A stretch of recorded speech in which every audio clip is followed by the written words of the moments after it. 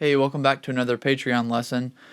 Today I thought I would do another one of my production deconstruction videos, which is basically just me taking a song that I've produced and engineered and worked on with an artist and just kind of breaking it down, opening the session that we tracked it in and just kind of, going through each track or at least sections of tracks and just kind of showing you how some decisions were made or how certain things were recorded, etc., to make up a song.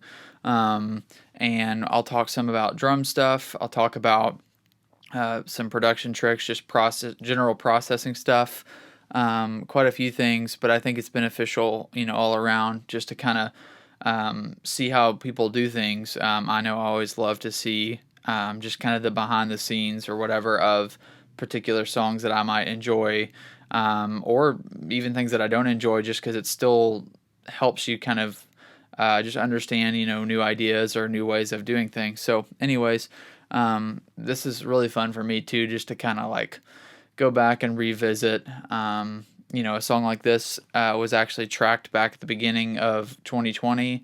So it's been quite a while since I've actually opened the session and kind of listened to what we did. The song did come out more recently, so I did want to wait until it released to do this video.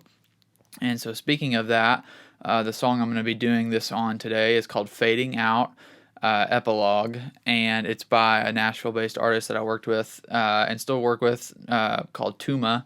It's spelled Touma, and that's a moniker for my friend Casey. So this is her project, and super honored to get to work with her. We met actually playing on a gig for another artist together. She was playing guitar, and I was playing drums, and so that's how we met, and had a road trip to kind of talk music and get to know each other and realize that we had a lot of similar taste and things in common, and so we ended up working together on this song, and it's definitely probably one of my favorites that I've gotten to work on so far, just in terms of she really allowed me to kind of stretch out and get creative and have fun with layering, and that's something that she's a big fan of and I'm a big fan of, is just kind of creating textures and stuff, and going beyond just the kind of meat and potatoes of a song structure, at least for this style of music. And so we had a lot of fun making this together. It was basically just me and her in the studio the whole time back at my other place before this room. And so we just made this one together. And it's fun too sometimes to just be one-on-one with somebody and be able to kind of just bounce ideas back and forth, and you're not having to like address 5 or 6 people in the room, although that can be fun too, just because you have more ideas and all that stuff. But yeah, this was a very just more intimate situation in terms of it was only, all the ideas were spawned just from me and her basically. And so yeah, we had a lot of fun doing this. And before I get into jumping into the actual session and showing you the master and everything, I just want to give a little shout out to the other people that worked on this. Micah Tawlks here in Nashville mixed it for us and did a really great job. He also tracked a piano part at the very end of the song that you'll hear here shortly. And that's actually the only thing I don't have in this session, is the piano part at the end, because basically I played out a demo, like a MIDI, basic MIDI piano, and then sent it to him knowing that he'd be mixing it, and asked him to record it on a upright he has at his place. And so I never actually needed to have those files. But anyways, Micah did a great job. He works on a lot of awesome music that's coming out of like the indie alt scene here in Nashville, and so you can go check him out. And then my buddy John from Nada Recording mastered this track as well. So just wanted to give those guys a shout out before we jump in. And also, I'll probably mention this as a reminder again at the end of the video, but make sure to go check out Touma on social media and all that good stuff. She's got 2 songs out now, the one I'm about to show you and one she did previously that's also amazing. And there's also music videos for both of those songs that are really great. So you should check those out.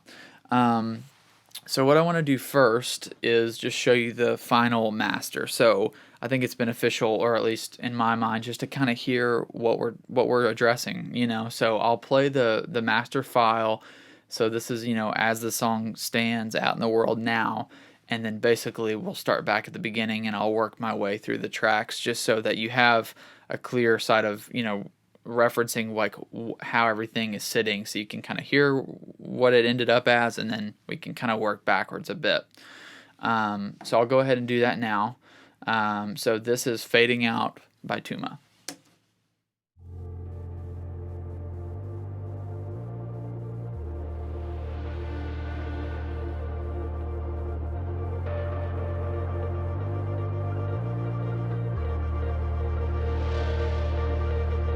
Hello there, I'm sorry to impose on you.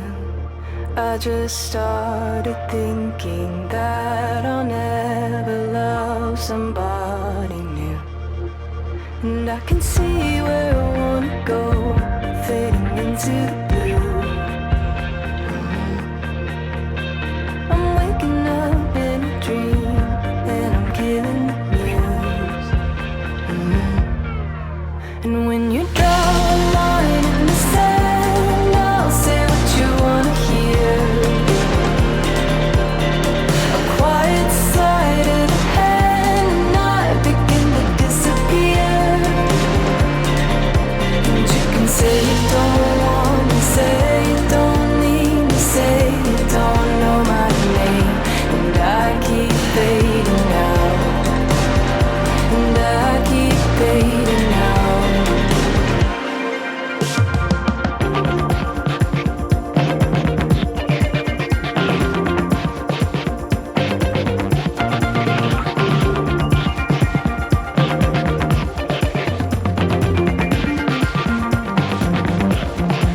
And I saw your mother yesterday. She was talking about your brother and that trip to California that we'll never take again. And I am invisible, and I am the ghost that follows you home every night when you forget. And when you draw a line in the sand, I'll say what you wanna hear. A quiet sleight of the hand, and I begin to disappear. And you can say you don't want to say, you don't need to say, you don't know my name. And I keep fading out, and I keep fading out.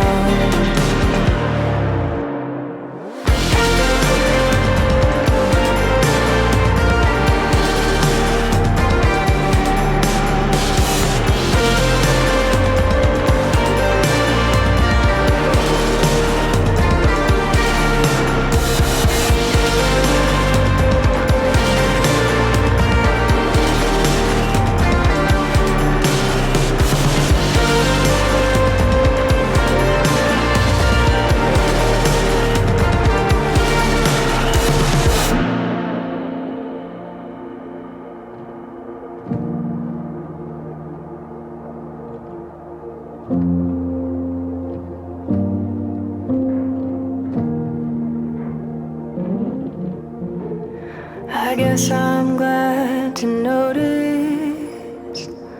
I guess I'm glad to know I can never let myself be lonely if I don't love it all.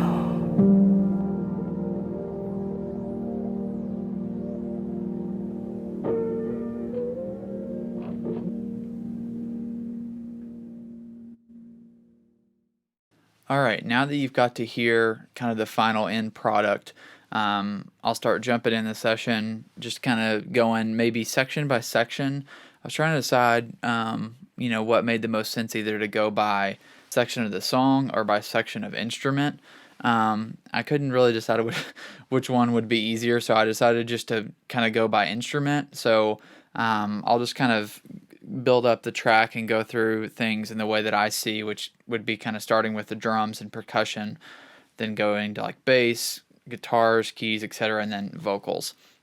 Okay, so we're in the session now, and as you can see, there's quite a few tracks happening, or at least in my world. I know there's modern, pop productions that have probably twice this amount of tracks, but for me, this is a pretty big session.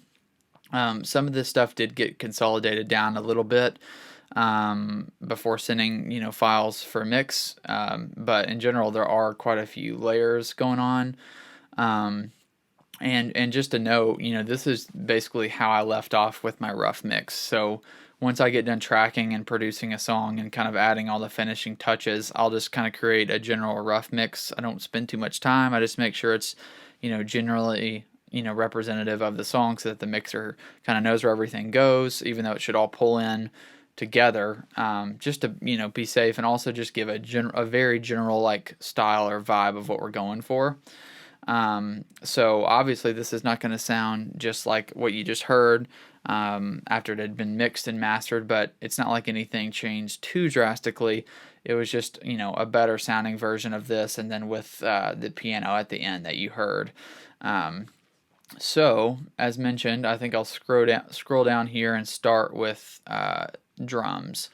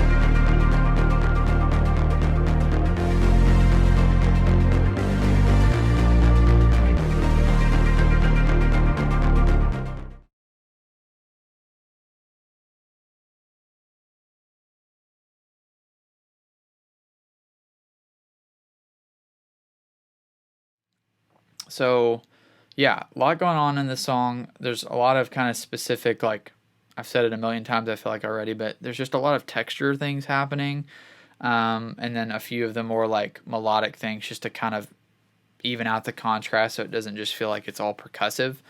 There's, but everything is either kind of tight and aggressive and crispy, or it's kind of like ambient and long. It's kind of those two elements to create like the overall vibe of the track. I've got a lot of patty stuff that's kind of more sitting in the back, and that's the more long ambient stuff, and then a lot of the more plucky, guitars and just the drum sound and everything is more up in your face.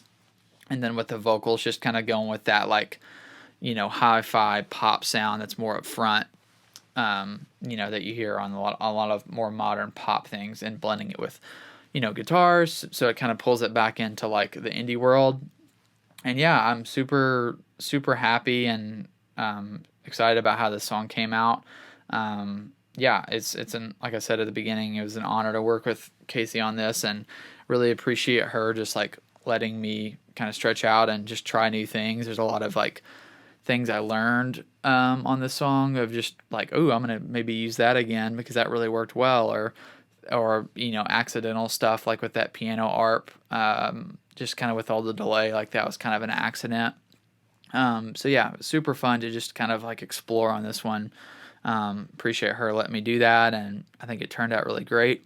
As mentioned, you should definitely go check out the song and her other music on Spotify. Go follow her and all that good stuff on social media. I think I tried to cover this as much as I could without taking like 3 hours. So if there's anything that you have questions about or want me to dive a little deeper into, just let me know. And if not, I'll see you next time.